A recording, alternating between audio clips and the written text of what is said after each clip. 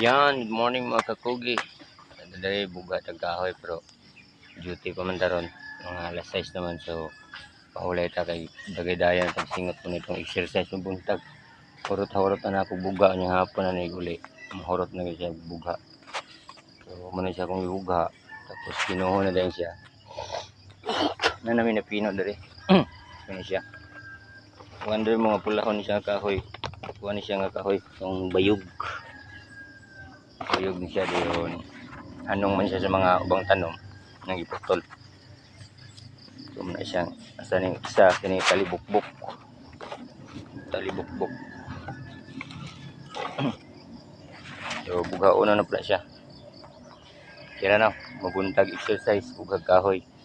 Puro tag ko na ni ba kanang puro tag misita sa unang panahon. So na mga pinuhonon. Bugaon nun og tiwas tapos i-file. Tapos kini mga uganan ni siyang sugnod diri. Mura siyang kahoy mga guys. So reserve siya pero maabot pa ni sunod semana gani kadagana.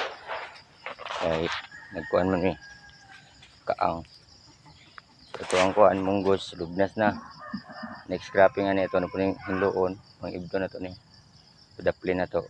Tamna na po na to siya og atsal. So ito mga guys, gamay ram po dato ang atsal to. Ida taglain nga kuan ani katong area munggusan gyapon to dito. Magkuan ta. Dito katong bagong gi abre mungguson din. Atsal pwede siya dito pod area. So kani bakante na diri uban kay naman pud may mga sikwa nga seeds. Amo na lang pud magisok pakatay naman yung mga lubi. Mga guys, salamat, good morning.